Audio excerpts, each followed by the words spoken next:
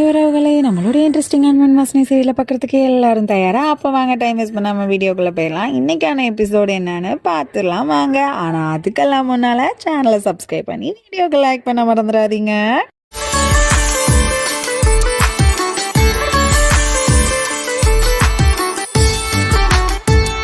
இங்கே already mehndi function நடந்துட்டு இருந்துச்சு இல்லையா? காலையில் மெஹந்தியெல்லாம் வச்சுட்டு ராத்திரி மாப்பிள்ளையும் பொண்ணும் ஒரு கெட் டுகெதர் மாதிரி வராங்க வீட்டுக்கு, பொண்ணு வீட்டுக்கு. அப்போ உடனே மாப்பிள்ளை வந்துட்டாங்கன்னு தெரிஞ்சோடனே எல்லாருமே கோலாகலமாக வெளியில் வந்து நிற்கிறாங்க. நம்மளுடைய மாப்பிள்ளையான சிவமே வீட்டுக்குள்ளே என்ட்ரன்ஸ் ஆகுறாரு. அவரை பார்க்குற பாருங்கடி மாப்பிள்ளை எவ்வளோ அழகாக இருக்காருன்னு எல்லாருமே பேசிக்கிறாங்க. நம்மளுடைய சிவமே என்ட்ரி செம்மையாக வரான் உள்ள. அதுக்கப்புறம் அவனை கூப்பிட்டு உள்ள சேரில் உட்கார வச்சுட்டு அதுக்கப்புறம் டான்ஸ் எல்லாமே ஆடிக்கிட்டு இருக்கும் போதே நம்மளுடைய ஆனந்தியுமே காட்டுறாங்க. அவளுமே செம்ம அழகா இருக்கிறா. அப்படி ஒரு நியூ லுக்ல அதெல்லாம் பாக்குற நம்ம சிவோ எப்பவும் போல ஸ்டாண்ட் ஆகி நின்றுட்டு இருக்கான். ஆனந்தியுமே ரொம்ப சந்தோஷமா இங்க இருக்கா. பக்கத்துல அவளும் போனதுக்கு அப்புறம் அவனை தெரியாம இன்னைக்கு இவ்வளோ அழகா இருக்க தெரியுமா அப்படின்ற வார்த்தையா சொல்லிடுறான். உடனே நம்ம அத்தையோ சுமி வந்துட்டு போதும் போய் உட்கார அவன்கிட்ட அப்படின்ற மாதிரி சொல்லிட்டு அந்த அவளுடைய பையனான சிவ்கிட்ட தான் உட்கார வைக்கிறா. உடனே இவளுமே சந்தோஷமா இங்க உட்காந்துக்கிறாங்க. எல்லாருமே வந்துட்டு அங்க டான்ஸு பார்ட்டி அப்படி இதுன்னு எல்லாத்துலயுமே கலந்துக்கிறாங்க. அதே மாதிரி அங்க ஒரு கேமுமே வைக்கிறாங்க.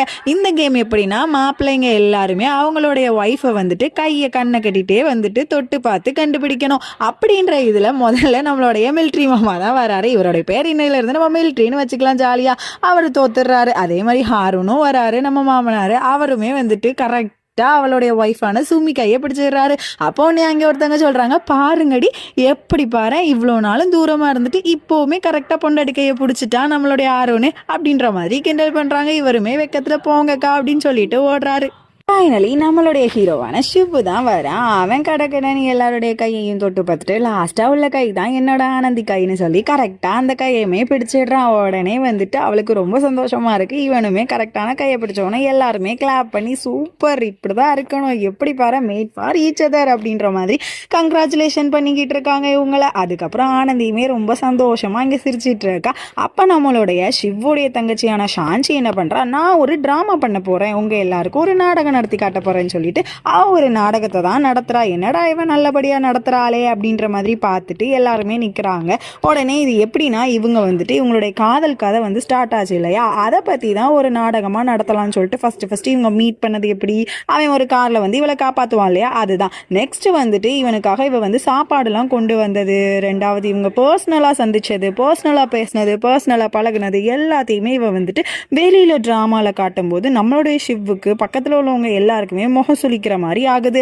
அவ முக்கியமா வந்துட்டு என்ன பண்ணிருப்பானா, சாப்பாடெல்லாம் கொடுக்கும்போது அதுக்கப்புறம் அவளுடைய தலையிலலாம் வந்துட்டு எண்ணெயெல்லாம் தேய்ச்சி அவனுக்கு மசாஜ் பண்ணி விட்டுருப்பா இல்லையா, அதை எல்லாத்தையுமே இவ வந்து வெளியில வச்சு காட்டினோன்னு நம்மளுடைய ஷிவுக்கு ஆனந்திக்கு மீதி எல்லாருக்குமே வந்துட்டு என்ன இவங்க பர்சனல் விஷயத்தெல்லாம் இவ இப்படி காமிச்சிட்டாளே அப்படின்ற மாதிரி ஒரு முகம் சிலிப்பு ஆகுது.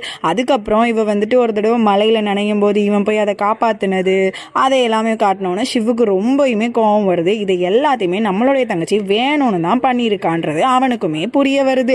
உடனே நம்மளுடைய ஆனந்தி அப்படியே அழுகிற நிலைமைக்கே போயிடுறா. ஏன்னா என்னதான் இருந்தாலும் அவங்களுடைய பர்சனல் விஷயம் இல்லையா, அதனால எல்லாருக்குமே முகம் சுளிப்பு ரொம்ப கூடுது. அதுக்கப்புறமா வந்துட்டு ஆனந்தி வந்து என்கேஜ்மெண்ட்டும் பண்ணிக்கிறா. இது எப்படி காட்டுறா அப்படின்னா, அதாவது எங்க அண்ணனை வந்துட்டு ஆனந்தி இழுத்து வச்சுக்கிட்டா, அதாவது மயக்கிட்டா அப்படின்றத தான் வந்து ரெப்ரசன்ட் பண்ணி காட்டுறா. இவங்களுடைய காதலுக்கு வந்துட்டு முக்கிய காரணமே நம்ம பாட்டி தான் அப்படின்றதையும் லாஸ்ட்ல சொன்னதெல்லாம் பாக்குற நம்ம தாத்தாக்கு செம்ம கோவம் வந்து நிறுத்து சாஞ்சின்ற மாதிரி கத்துறாரு. உடனே சாஞ்சியுமே என்ன தாத்தா அப்படின்னோடனே, நீ என்ன நினைச்சிட்டு இருக்க உன் மனசுல, எல்லாருக்கிட்டையும் மன்னிப்பு கேளு, என்ன தாத்தா எப்பவுமே ஜாலியா இருந்தா அதெல்லாம் வந்துட்டு ஃபன்னாவே இருக்காது, அப்பப்போ ஒரு ஸ்பைசியும் கலந்துக்கணும் இல்லையா ஒரு ஃபங்க்ஷன்ல அப்படிங்கவும் நம்மளுடைய சிவுக்கு ரொம்ப கோவம் வருது. உடனே நம்ம தாத்தா நீ உங்களை மன்னிப்பு கேட்க போறியா இல்லையா அப்படின்ற உடனே, உங்களுக்கு வேற வேலையே இல்லை, நான் சொல்றதே உங்களுக்கு புரிய மாட்டேங்குது பாத்தீங்களா அப்படின்ற மாதிரி சொல்லிட்டு போங்கன்னு சொல்லிட்டு போய் உட்காந்துடுறா. நம்மளுடைய சிவுமே வந்துட்டு இப்படி தங்கச்சி பண்ணிட்டாலே அப்படின்றதுக்காக எல்லார்கிட்டையும் ஏன் தங்கச்சி பண்ணதுக்கு என்னை மன்னிச்சிருங்கன்ற மாதிரி நம்ம சிவுமே கேட்டுக்கிறான். அதே நேரத்தில் அவங்க குடும்பத்தில் உள்ளவங்க எல்லாருமே சாஞ்சிக்காக எல்லார்கிட்டையும் சாரி கேட்டுக்கிறாங்க. அப்போதான் நம்ம பாட்டி சொல்றாங்க, அட விடுங்கப்பா, எனக்கெல்லாம் இந்த மாதிரி ஸ்பைசியா இருந்தாதான் பிடிக்கும். அடுத்தவங்களுடைய வாழ்க்கையில போய் மூக்க நுழைச்சி நல்லா உத்து பார்த்து என்ன நடக்குன்னு பாக்குறதுதான் எனக்கு பிடிக்கும்னு அந்த பொண்ணையும் குத்தி காமிச்சிட்டு எல்லாரும் அதையெல்லாம் விட்டுட்டு ஜாலியா இருங்கன்னு சொன்னா நம்ம தாத்தாவுமே பேக் டு ரொட்டீன்ற மாதிரி எல்லாருமே சந்தோஷமா திருமடியும் சிரிச்சு ஆடி பாடி மகிழ்றாங்க. அப்படி இருக்கும்போது நம்மளுடைய சிவையும் ஆனந்தியுமே ஆட கூப்பிடுறாங்க. அவங்க 2 பேருமே சந்தோஷமா அந்த இடத்துல ஆடிக்கிட்டு இருக்காங்க. அப்ப நம்மளுடைய பாட்டி நிப்பாங்களா, உடனே சிவு போய் பாட்டி வாங்க என் கூட ஆடன்னு கூப்பிடும்போது, இல்லடா பேரா நான் வரலன்னு சொன்னா, வாங்க பாட்டி அப்படின்னு சொல்லி அவங்கள இழுக்க இவன் ஆனந்தி போய் அவனுடைய தாத்தாவையும் இழுத்து எல்லாருமே கப்புள்ஸ் டான்ஸா நல்லா சூப்பரா ஜாலியா நம்ம பாட்டி ஆடிக்கிட்டு இருப்பாங்க.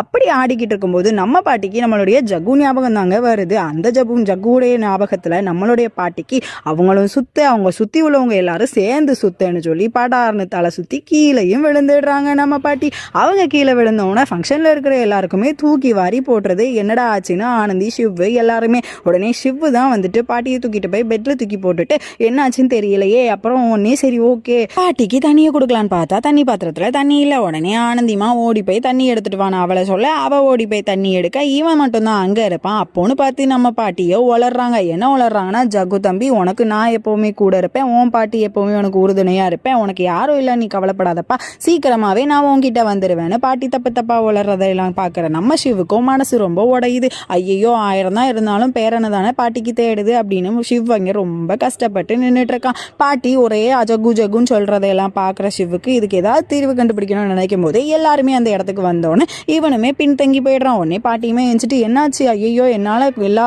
நல்லதும் கெட்டு போச்சுன்ற மாதிரி யோசிச்சுக்கிட்டு இருக்காங்க.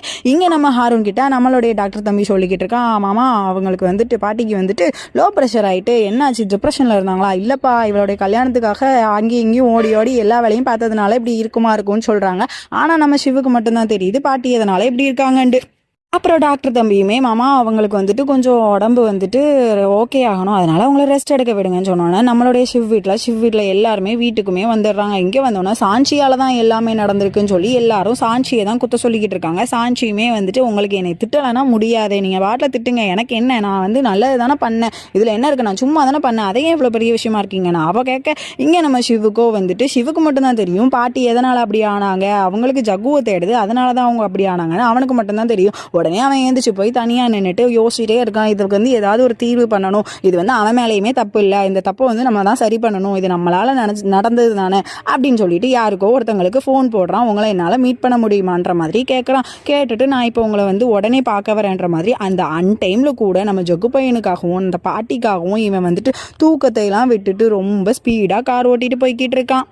இப்படி இவன் கார் ஓட்டிட்டு போய்கிட்டு இருக்கும்போதே இவனுக்கு ரொம்ப தூக்கமும் வருது, எதுவும் அசம்பாவிதம் நடந்துருமோன்ற மாதிரியே காட்டிட்டு இருக்காங்க. இங்க நம்மளுடைய மிலிட்ரி மாமாவோ ரொம்ப கோபப்பட்டு இருக்காரு. என்ன ஹாரூனே இந்த பொண்ணு இப்படி பண்ணிக்கிட்டு இருக்கா, நம்ம பொண்ணு நாளைக்கு அந்த வீட்டில் போய் வாழ போற பொண்ணு, இந்த பொண்ணால நம்ம பொண்ணுக்கு ஏதாவது பிரச்சனை வந்துச்சுன்னா நான் சும்மா இருக்க மாட்டேன்ப்பா அப்படின்ற மாதிரி நம்மளுடைய மிலிட்ரி மாமா கத்திக்கிட்டு கிடக்காரு. உடனே நம்ம ஹாரூன் தான் சொல்றாரு, அண்ணே நீங்க கோவப்படாதீங்க, என்ன ஆச்சுனாலும் அங்கே வந்து நம்மளுக்கு வந்து ஆனந்திக்கு அவங்க சொந்தக்காரங்க இருக்காங்க, அவளுடைய அத்தை மாமா எல்லாருமே அவளுக்கு தானே சப்போர்ட் பண்றாங்க, நீங்க என்ன இவ்வளோ கோவப்படுறீங்க, விடுங்கண்ணே, அந்த பொண்ணு கொஞ்ச நாள் தான் இருப்பா, படிச்சு முடிக்கிறதுக்காக அவ திரும்படியுமே அப்ராடுக்கு கிளம்பிடுவா, நீங்க கவலைப்படாதீங்கன்னு அப்படின்ற மாதிரி அவருமே சொல்லி புரிய வைக்கிறாரு. நம்ம சுமியுமே சொல்லிக்கிட்டு இருக்கா, அம்மங்கத்தான் கோவப்படாதீங்க, அந்த பொண்ணு சின்ன பொண்ணு தானே, ஆனா நம்ம பிள்ளைக்காக அங்க எல்லாருமே வாருங்க பெரிய விஷயமா நடந்துக்கிறாங்க, எல்லாரும் நல்லா பார்த்துப்பாங்க ஆனந்தின்னு சொன்னோன்னு தான் மிலிட்ரி மாமாவுக்கு கோவம் குறையுது. இங்க நம்ம சிவுமே வந்துட்டு அந்த தூக்கத்துலையுமே ஒரு வழியா அந்த வீடை வந்து அடைஞ்சிடுறான். அடைஞ்சதுக்கு அப்புறமா அந்த வீட்டுக்குள்ள தான் யாரைய போய் பார்க்க போறான், அதை நமக்கு காட்டல.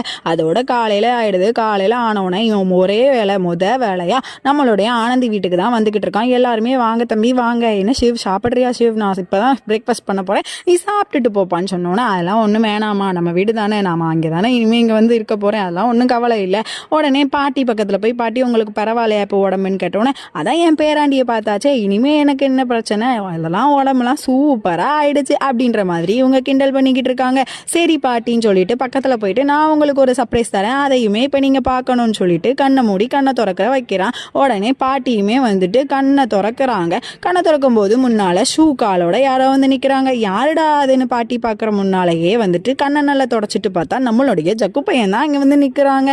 அட ஆமாம் காய்ஸ், நம்மளுடைய சிவு வந்துட்டு பாட்டி ரொம்ப கவலைப்படுறாங்கன்னு சொல்லிட்டு இவன் எந்த தப்புமே பண்ணலன்னு சொல்லிட்டு ஜுரிடிக்ஷனான அந்த ஜஸ்டிஸ் வழங்குவாங்க இல்லையா, அந்த லாயர்கிட்ட எல்லாட்டையுமே பேசி அவனை ஒரு வழியாக வெளியில் கொண்டு வந்துடுறாங்க. உடனே வந்துட்டு பாட்டிக்கு கிட்ட போயிட்டு இவன் போய் கேட்குறான். ஜக்கு வந்த உடனே இனிமேல் உங்களுக்கு சந்தோஷம் தானே, இனி லோ ப்ரெஷர்லாம் ஆகாதுல்ல அப்படின்ற மாதிரி கேட்டவுடனே நீ இருக்க போய் தான்ப்பா என்னுடைய பேரை என்கிட்ட வந்திருக்கான் அப்படின்ற மாதிரி சொன்னோன்னே சிவுமே வந்துட்டு ஜகு விடு ஜகு நீ கவலைப்படாத, இனிமேல் வந்துட்டு உனக்கு எந்த பிரச்சனையும் இல்லை அப்படின்னோடனே எனக்கு 2 பேரும் கிடச்சிட்டாங்க அப்படின்ற மாதிரி பார்க்கும்போது நம்மளுடைய ஜக்குக்கு ரொம்ப கோவம் வருது. என்னடா இப்போ நம்ம பிளேஸை இவன் பிடிச்சிட்டானே அப்படின்ற மாதிரி. உடனே நம்மளுடைய பாட்டி வந்து பிளஸ் பண்ணுறாங்க நம்ம ஷிவுக்கு. ஷிவ் நீ கிடைச்சதுக்கு நாங்கள் ரொம்ப கொடுத்து வச்சிருக்கணும் அப்படின்ற மாதிரி சொன்னோன்னே அப்போவுமே ஜக்குக்கு வந்து ஒரு மாதிரி கஷ்டமாக இருக்குது. அதுக்கப்புறம் அவனே வந்து அவனுடைய தப்பெல்லாம் உணர்ந்துட்டு பக்கத்தில் வந்து ப்ளீஸ் ஷிவ் என்ன நீ மன்னிச்சிரு, நிஜமாவே வந்துட்டு இந்த வீட்டுக்கு வந்து இப்போ 2 பசங்க கிடச்சிட்டாங்க எங்கள் வீட்டில், நம்ம வந்துட்டு இனிமேல் ஒன்றா சேர்ந்து நம்ம ஜாலியாக, அதாவது இனிமேல் ஒன்றா சேர்ந்து எந்த ஒரு பிரச்சனையுமே இல்லாமல் ஒன்றாவே இருக்கணும் அப்படின்ற மாதிரி இவன் சொல்கிறான்.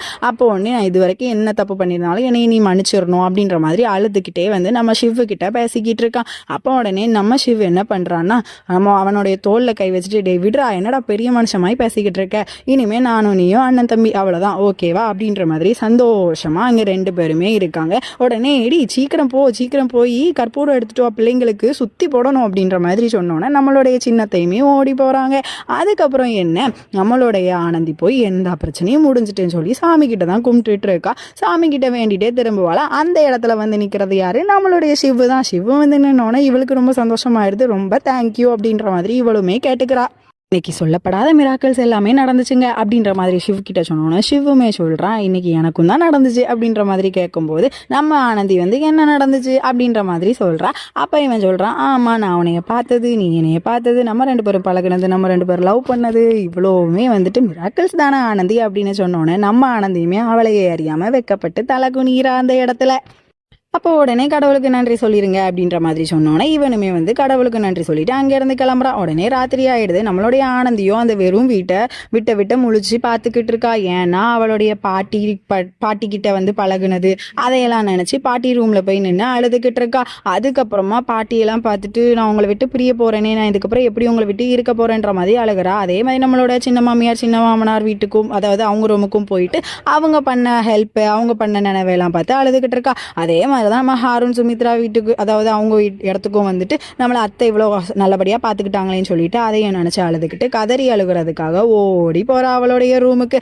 அங்கேருந்து ஓடி போய்கிட்டு இருக்கும்போதே நம்மளுடைய சுமியும் நம்மளுடைய ஆரணும் அதை நான் பார்த்துடுறாங்க. உடனே இவ ரூமுக்கு போயிட்டு கதறி அழுதுகிட்டு இருக்கும்போது ஒரு கை வந்து இவளை தாங்குது. அந்த கை யாரு கை, நம்மளுடைய சுமியினுடைய கை தான். அவள் வந்துட்டு நம்மளுடைய ஆனந்தியை பார்த்துட்டு எதுக்குமா அலற அப்படின்ற மாதிரி கேட்கும்போது ஓடி வந்து அவளையும் கட்டி பிடிச்சிட்டேம்மா, நான் இதுக்கப்புறம் இந்த வீட்டை விட்டு போகவே மாட்டேன், எனக்கு இந்த கல்யாணமே வேணாம், எனக்கு ரொம்ப பயமாக இருக்குது, நான் இனிமேல் எப்படி உங்கள் வீட்டை விட்டுட்டு நான் அங்கே போய் இருப்பேன், உங்களையெல்லாம் விட்டுட்டு என்னால் போகவே முடியாதுன்னு சொன்னோன்னே நம்ம சுமி என்ன சொல்கிறான்னா இதே மாதிரி தான் நான் ரொம்ப வருஷத்துக்கு முன்னால் எங்கள் அம்மா கிட்ட சொல்லி அழுதுகிட்டு இருந்தேன், இப்போ நீ என்கிட்ட சொல்லி அழுதுகிட்டு இருக்க, நம்மளுடைய பொண்ணுங்களுடைய வாழ்க்கையே இதுதானடி, இது வந்துட்டு எல்லா பொண்ணுங்களுக்குமே வந்துட்டு சமமானது, அதே மாதிரி எல்லா பொண்ணுங்களுக்குமே வந்துட்டு பழக்கமானது தான், எதையுமே நினைக்காம சந்தோஷமா போய் அந்த வீட்டில் இரு, உனக்கான புருஷன் உனக்காக பிடிச்ச புருஷன் உன்னையவே வந்துட்டு சந்தோஷமா பார்த்துக்கிற வீடுன்னு சொல்லி உனக்கு நல்ல மாமியார் கிடச்சிருக்காங்கன்னு சொல்லி அவளையுமே ஆறுதல் படுத்தி அடுத்த நாள் கல்யாணத்துக்குமே ரெடி ஆகுறாங்க. ஓகே காய்ஸ், நாளைக்கு என்ன நடந்துச்சுன்னு சொல்லி நாளைக்கு பார்த்துக்கலாம். நாளைக்கு நடக்க இருக்க ஆனந்தி ஷிவ் கல்யாணத்தை பார்க்க மறந்துடாதீங்க. நானும் வீடியோ போட மறக்க மாட்டேன் டைமுக்கு. சரி ஓகே, இந்த வீடியோ பார்க்குற எத்தனை மேரேஜ் கேர்ள்ஸ் அவங்க அப்பா அம்மாவை இன்னும் மிஸ் பண்ணுறீங்கன்னு மறக்காம கமெண்ட்ல சொல்லிட்டு போங்க. See you for the tomorrow episode.